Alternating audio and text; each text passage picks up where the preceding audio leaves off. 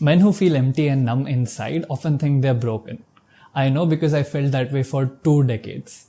But after spending 6 years researching and understanding emotions, I realized numbness isn't a personal defect.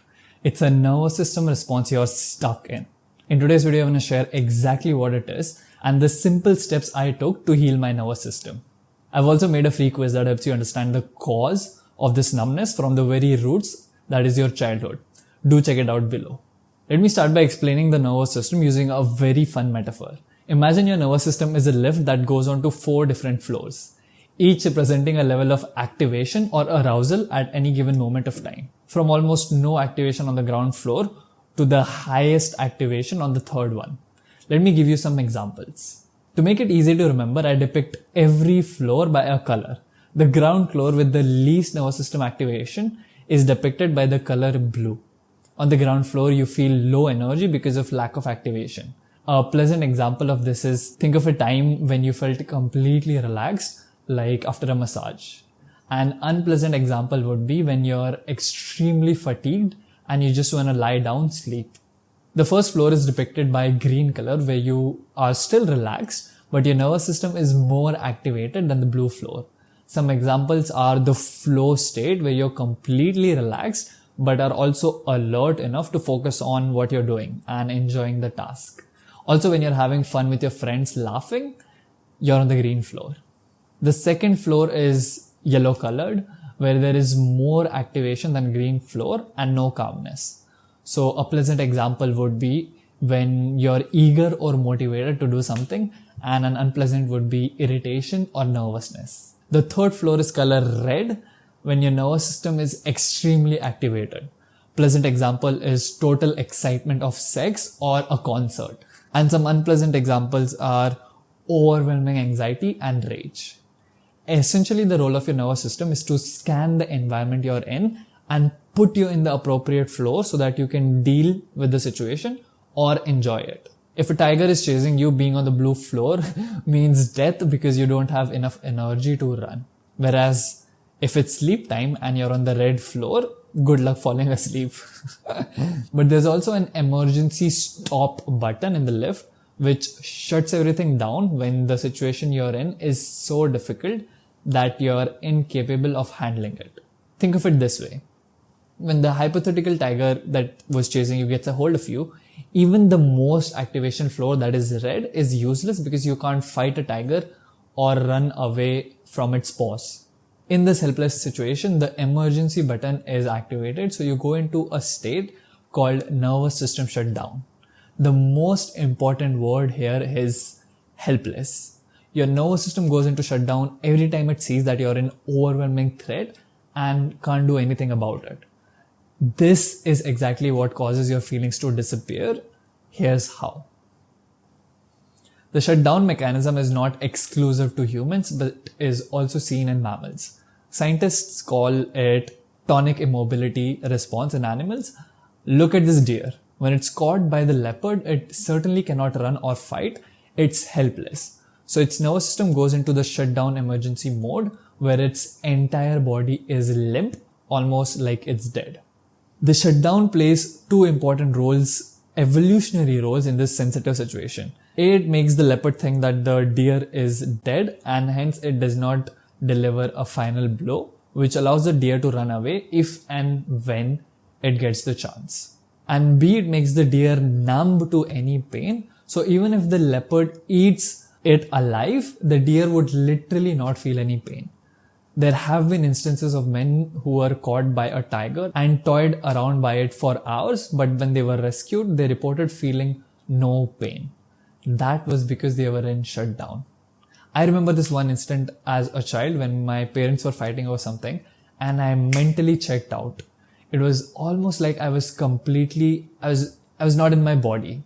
I completely zoned out. Because as a 4 or 5 year old, similar to the deer, I couldn't do anything in this situation. I was helpless. The way shutdown worked was it made me smaller so that I won't be noticed. So my body collapsed forward. My breathing was very shallow, almost non-existent, and I felt nothing. No emotion, not even fear. all the symptoms of shutdown essentially exist to reduce movement as much as possible. Because even the slightest of movement when you're under the paws of a predator means death. But here's something even more interesting. Your nervous system defaults to the floor on which your lift lands most in your childhood. So if you mostly felt safe, loved, and stable, then your default nervous system floor would be green. If you had a lot of stress, fear in your childhood, that would probably lead your nervous system lift to default to a red or a yellow. When your childhood was filled with several traumatic instances where you felt helpless, like abuse, domestic violence, bullying, etc., shutdown became your default nervous system mode and it became chronic. Here's what it looked like for me. The first most glaring and devastating one for me was absence of emotions. For 20 years of my life, I was very numb and disconnected from my body. I wouldn't feel the negative emotions like fear, hurt, or sorrow, but I didn't feel the pleasant ones like joy and excitement either. And because emotions are the cornerstone of life, that impacted everything else. In order to get away from my body, to not feel anything, I became very intellectual and I lived up in my head. I would often zone out throughout my days.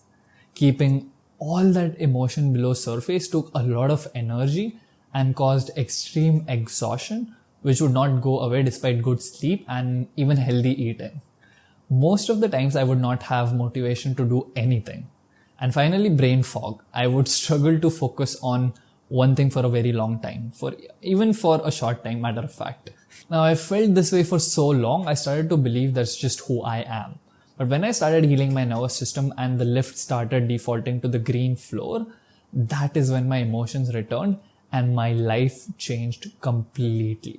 Here are the most powerful steps I took to heal my nervous system. On my healing journey in the last 6 years, I noticed that even though my default was chronic shutdown, my lift would still go on all floors. Someone would say something, I would reach the red floor and snap at them. Or maybe I'd be laughing with my friends at the green floor. But following these scarce moments, I would always default back to my baseline, which was emotional numbness or the emergency shutdown mode. Observing this in myself and after coaching people for hundreds of hours, I realized that barring very extreme cases, it's impossible for your nervous system to always be in one floor, or in our case, shut down. Even clinically depressed people feel angry, anxious, and have laughing moments. That's why whenever I'm coaching someone, for the first week, I have them build the most important foundational skill on which all progress would be built, which is tracking the nervous system lift throughout your days. The reason this is such a game changer is because it helps you develop awareness of your nervous system patterns, what people, activities, places trigger nervous system shutdown, and the more aware you are of your patterns, the better equipped you'll be to upgrade them. If you know confronting your boss lands you into shutdown, leaving you speechless, the next time you can be prepared with the tools I'll be sharing with you in a bit, as opposed to being clueless as to why you can't speak up to him and that continuing for years. So here are the steps to nervous system tracking. The first is get a feel of how being at each of these floors is like in your body. If I take myself for example, I know I'm in red floor when I can feel my heart beating fast, my breath is also fast, and I feel warmth over my upper body. In the yellow floor, I feel restless and tight. I feel tightness throughout my upper body. Green floor is like good upright posture and I'm present in my body. I would say I'm in the green floor right now. Blue one is a lot of looseness and relaxation, often a heavy head if it's unpleasant blue. And finally in shutdown, my body just collapses. I can barely stand or sit. All I want to do is lie down and curl up in a ball. The way you find and come up with these signs right now is think of the last time you were in each of the floors and reflect upon the distinct physical signs. They don't have to be perfect right now because you will refine the distinctions over time, but having these signs helps me recognize what floor I am in quickly in any moment.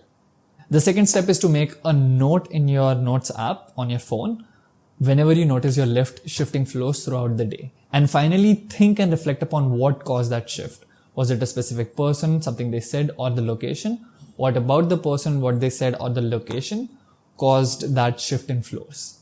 If you just do these 3 steps for a month, you'll understand your nervous system patterns better than 99% of people out there.